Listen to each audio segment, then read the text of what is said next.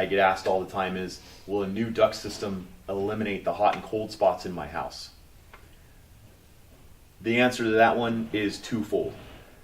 The main answer is yes, because we're going to replace the duct system and we're going to want to size it per the equipment, per the home, and the volume of each room that we're looking to heat and cool so that we can give you even temperatures. The second part of that answer is sometimes we can't always access all of the ductwork, and we find that the rooms that have the ductwork that's concealed is actually the room that's too hot or too cold. So sometimes we have to find a fun way, to say the least, to get new ductwork in there, or maybe open up some ceilings and change that duct or whatever. But usually 95% of the time, if you're getting a new duct system, we're going to have the whole house, being a single story, we'll have the whole house within 1 or 2 degrees of itself. And if it's in a 2-story, we can usually, without zoning, we can usually fix some of that temperature differential to make it right for you.